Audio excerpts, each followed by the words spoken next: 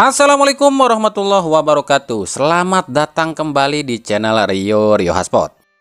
Kita awali edisi kali ini dari Timnas Indonesia. Pelatih Timnas Indonesia Sintayong mengaku sangat cinta pada Indonesia. Dirinya senang di Indonesia sebab di Indonesia banyak yang mencintai dirinya.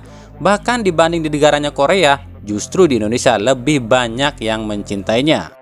Di Korea sendiri, meskipun STY ini adalah salah satu legenda Korea, tapi masih banyak warga Korea yang nggak kenal sama STY.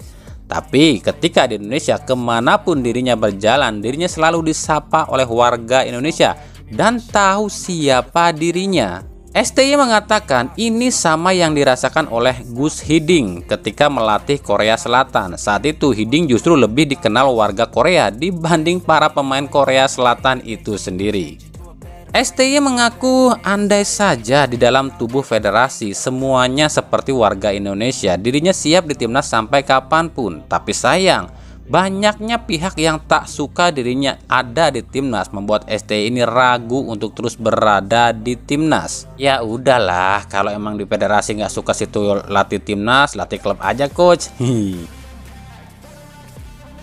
Di sisi lain, STY kembali dikritik nih sebab STY kembali meminta pada PSSI untuk segera naturalisasi beberapa pemain yang emang dibutuhkan oleh timnas.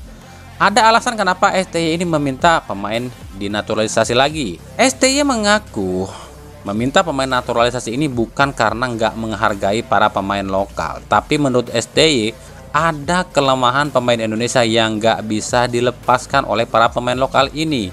Kelemahan itu adalah mental. Menurut STY, pemain Indonesia itu kebanyakan takut kalah duluan sebelum bertanding. Selama saya melatih di Timnas Indonesia, ini yang sulit saya benahi dari pemain lokal, yaitu mental. Kekurangan dari pemain Indonesia, mereka sering takut kalah duluan. Ini tidak bagus, main dulu, jangan pikirkan kalah atau menang. Maka saya meminta menambah pemain naturalisasi, sebab pemain naturalisasi bisa menghapus kekurangan tersebut. Jadi jika kekurangan ini bisa dihapuskan, bisa dibilang Timnas Indonesia lebih menakutkan, ujar Sintayong. Dan bicara soal pemain naturalisasi, satu preman dipastikan kembali. Ia adalah Justin Hubner. Masih ingat dong kejadian ini? Kejadian ini adalah laga uji coba antara Timnas Indonesia U19 di Spanyol saat training camp dulu ya. Saat itu Hubner ini bersetegang dengan pemain Prancis U20. Nah, si preman ini akan segera rampung proses naturalisasinya dan akan menambah jumlah preman di Timnas Indonesia. Setelah sebelumnya ada Sandy Walsh, Sen Patinama, Jordi Amat, dan Maklok yang terkenal ganas di lapangan.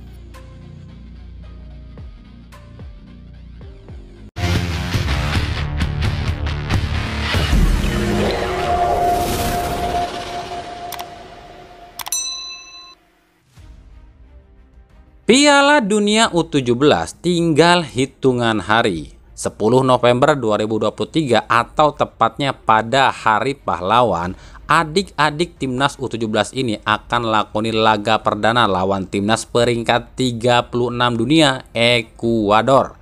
Yuk kita intip, kira-kira seperti apa sih formasi yang akan dipakai Bima Sakti saat jumpa Ekuador? Di bawah Mistar kemungkinan akan ditempati oleh Andrika Fatir. Duet center back ya, kemungkinan Bima Sakti ini akan menempatkan Iqbal Gwijangge dan Sultan Zaki.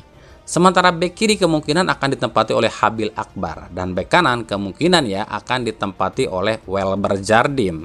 Duet jangkar menurut kami ya, kemungkinan Bima Sakti ini akan menempatkan duet dari Hanif Ramadan dan juga Vigo Dennis. Sementara sisi sayap mungkin akan menempatkan Amar Berkik dan juga Nabil Asyura ya. Dan ujung tombak sendiri kemungkinan akan ditempati oleh Arkan Kaka yang mungkin akan ditopang oleh Kaviatur Rizky. Sementara pasukan Ekuador U17 yang dilatih oleh Diego Martinez tetap akan mengandalkan penyerang utama mereka, yakni Daniel Orbanda yang bertinggi tubuh 184 cm yang bermain di klub Barcelona SC di Liga Ekuador. Sementara pemain termahal mereka yakni kiper Christian Leor pasti akan menjadi salah satu tumpuan di lini belakang Timnas Ekuador U17. Dan mungkin seperti ini ya formasi dari Timnas Ekuador U17. Di bawah Mister kemungkinan akan ditempati oleh Christian Lohr. Duet center back diisi oleh Kola Huazo dan Davis. Bek kiri Ruiz dan bek kanan Polo. Lini tengah diisi oleh Reyes, Trayos dan juga Paes. Dua sisi sayap diisi oleh Arroyo dan Gueva. Dan ujung tombak diisi oleh Daniel Orbanda. Laga ini sendiri akan dilangsungkan atau digelar pada Jumat 10 November 2023 pukul 19.00 waktu Indonesia Barat dari Stadion Gelora Bung Tomo, Surabaya. Kita beralih ke berita klub. Sebelum kita bahas rumor transfer, kami akan sedikit mengulas bagi yang kemarin bertanya, kenapa sih pemain yang udah main di pekan 18 dan 19 atau di putaran kedua ini masih boleh main di klub lain di Liga 1? Padahal kan dia udah main di klub sebelumnya. Nah ini kita akan jawab ya. Jadi memang dalam aturan PT LIB, setiap pemain yang sudah terdaftar di satu klub dan dimainkan oleh klub tersebut sudah tidak boleh dimainkan di klub lain. Sebab pemain tersebut sudah terdaftar di klub pertama. Nah di sini ada kata-kata yang namanya terdaftar. Jadi gini nih. Pekan 18 dan 19 ini kan harusnya itu off dulu nih sebab sedang dalam masa bursa transfer. Tapi lantaran adanya kegiatan timnas yang dikualifikasi Piala Dunia 2006 dan Piala Dunia U17, jadi putaran 2 ini tuh sebagiannya ya dipercepat. Nah dalam pekan 18 dan 19 ini pemain yang masih tercatat di klub sebelumnya itu masih milik klub tersebut kecuali pemain tersebut sudah dicoret oleh klub dan dilaporkan ke LIB. Puyeng kan? Aduh, gimana ya cara jelasinnya? Oke, kita jelasin secara gampang aja deh gini deh. Jadi gini nih, ini kan sekarang kita ini kan di Liga 1 ya, dalam masa bursa transfer nih. Jadi klub-klub itu masih boleh coret atau lepas pemain ke klub manapun. Meskipun pemain itu udah main di klub A tadinya ya, tapi lantaran bursa transfer ini belum ditutup dan batas pendaftaran pemain ini ditutupnya itu tanggal 28 November. Jadi meskipun pemain itu udah main di klub A, masih boleh main di klub B dengan syarat klub A ini langsung laporkan bahwa pemain itu udah dilepas ke klub B dan LIB langsung coret. Nah biar lebih simpel lagi kita kasih contoh aja deh ya. Contoh lo ya ini ya. Misalnya lo ya. Rezaldi dari Persib nih. Ini kan udah main nih di pekan 18. Tapi Rezaldi ini kan diincar sama Bayangkara FC nih. Nah Rezaldi ini masih boleh kok main di Bayangkara selama Persib belum serahkan seluruh daftar pemain untuk putaran 2. Kalau Persib udah daftarkan semua pemain yang akan dipakai di putaran 2, Rezaldi udah nggak bisa. Tapi selama Persib belum daftarkan pemain untuk putaran kedua, Rezaldi masih bebas main di klub manapun. Jadi intinya sebelum klub itu serahkan seluruh daftar pemainnya untuk putaran kedua dan jendela transfer ini ditutup, siapapun masih boleh pindah dari klub satu ke klub lainnya di Liga 1 maupun Liga 2. Ngerti ya sekarang kenapa para pemain ini udah main di pekan 18, 19 kok masih bisa diincar sama klub lain. Jadi gitu. Oke ya. Oke, lanjut ya. Persija Jakarta kabarnya selangkah lagi akan mendapatkan penyerang Arema FC, Gustavo Almeida. Kami pun nggak tahu nih Almeida ini didatangkan Persija sebagai status pinjaman, barter atau penebusan kontrak nih. Tapi kabarnya proses negosiasinya sih udah nyampe 80%. Ada yang bilang jika Gustavo ini dilepas Arema tapi dengan syarat Persija harus pinjamkan salah satu pemain ke Arema yakni Witan Sulaiman. Kami pun belum tahu pasti. Soalnya pihak Persija sendiri dan orang dalam kami di Persija pun belum tahu pasti soal ini. Tapi memang benar diakui oleh Persija jika Persija ini telah lakukan pendekatan pada Gustavo Almeida. Dari Bayangkara FC kembali datangkan dua pemain baru, yakni Miftah Anwar Sani dari Kalteng Putra di Liga 2 dan juga bek asal Argentina Marcelo Herrera.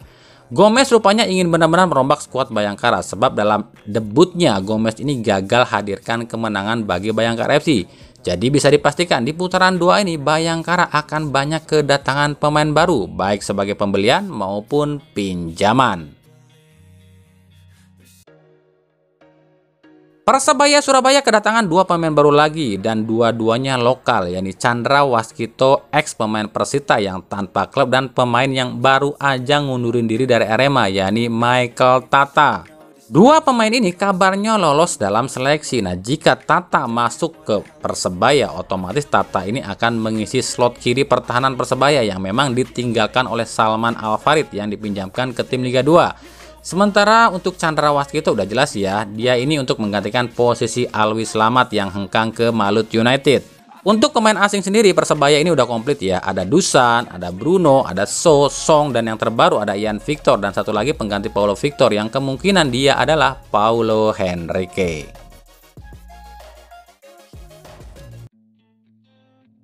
Dari Persik Kediri, hingga saat ini Arthur Irawan selaku bos utama Persik Kediri belum memutuskan siapa pengganti Jevinho. Sebab Jevinho sendiri belum resmi diumumkan dilepas oleh Persik Kediri. Tapi kabar terbaru, Arthur Irawan sudah lakukan komunikasi dengan gelandang Persebaya Ze Valente. Kabar yang kami dapat, Arthur ini menawarkan gaji 3 kali lipat yang didapat Ze dari Persebaya. Namun lagi-lagi Ze ini belum memutuskan klub mana yang akan dipilih. Apakah Barito, Dewa United, Persija, atau Persik Kediri. Selain itu, Arthur pun terpantau tengah melobi sejumlah pemain Madura United. Posisi Madura yang tengah goyah sehubungan dengan ditangkapnya sang bos utama yakni Ahsanul Kossasi membuat rumor jika Madura tengah goyah dalam soal keuangan, dan tentu saja target utama Arthur Irawan di Madura United adalah Jacob Mahler yang akan menggantikan posisi Simon Lingbo yang kabarnya sih kemungkinan akan dicoret oleh Arthur Irawan. Nah, intinya jadi sejauh ini ya, yang adem ayem aja di bursa transfer itu cuma Persis Solo kali ya.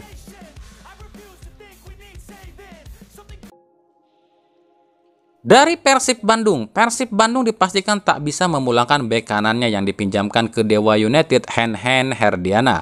Pihak Dewa United tetap akan ikuti aturan kontrak, yakni masa pinjaman Hen 1 musim. Apalagi saat dipinjamkan itu bukan Persib yang ajukan pinjaman, tapi Hen sendiri yang mengajukan untuk dipinjamkan ke Dewa United. Sebab Hen merasa dibuang oleh Luis Milla. Sebelumnya memang resmi pelatih Boyan Hodak meminta pada manajemen Persib untuk memulangkan Hen dari Dewa United. Hal inilah yang mendasari Hodak melepas Erianto. Sebab Hodak sudah meminta pada manajemen Persib untuk memulangkan Hen di jendela transfer ini. Dengan kenyataan ini, Persib kecil kemungkinan mau melepas Putu Gede ke Bayangkara. Sebab Persib udah nggak punya bek kanan lagi. Erianto udah dipinjamkan. Meskipun kita tahu lah, Hodak ini bisa pakai Kakang, bisa pakai Irianto, bahkan Fred sama Febri pun bisa jadi bek kanan. Lalu bagaimana soal Firza Andika yang santer kabarnya udah deal dengan Persib nih, apalagi setelah ada isu jika Rezaldi akan dipinjamkan. Secara logika gini deh, kontrak Firza ini kan masih sampai 2025 di Persija, dan Persib adalah salah satu tim yang paling anti nebus pemain kalau memang pemain ini nggak bener-bener dibutuhkan. Contoh aja dulu nih, Rezaldi Hanusa ditebus dari Persija karena emang dibutuhkan oleh Luis Milla. Jadi ya ini tergantung Boyan Hodak sih. Kalau Hodak ini minta Firza ke Persib, ya pasti Persib pun nebus Firza. Tapi kalau enggak, ya Firza akan tetap bertahan di Persija. Ya sama kayak Dimas Derajat, Persib emang mengincar Dimas Derajat. Tapi kalau Persikabo-nya nggak lepas, apa mau Persib nebus Dimas Derajat 10 miliar? Ya nggak mungkin dong. Makanya Hodak ini lagi nyeleksi lagi nih striker lokal sebagai pengganti alternatif untuk Dimas Derajat. Target utama Hodak sih tetap ya Ramadan Sananta. Tapi kan kita tahu Sananta ini nggak dilepas oleh Persis Solo. Jadi ya kita tunggu aja apakah berhasil Persib mendapatkan striker lokal atau enggak nih. Dan kalaupun Persib nggak dapatkan striker lokal ya jangan kaget. Sebab ya Persib emang gitu, ya kan? Dari Liga 2, ini kami cuma mau nebak-nebak aja loh ya. Kan gini nih, tim Liga 2 Persikap Kabupaten Bandung ini kan akan datangkan pemain asing baru nih. Katanya sih mantan top scorer AFC nih. Postingan ini tuh diunggah pada hari Selasa ya.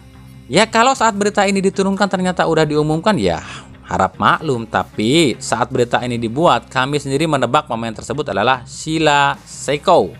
Sheila Sekou sendiri adalah pemain asal Guinea Bissau yang saat ini tanpa klub. Kan Sheila Sekou ini dulu pernah jadi top scorer AFC nih di tahun 2018 silam bersama klub Yangon United.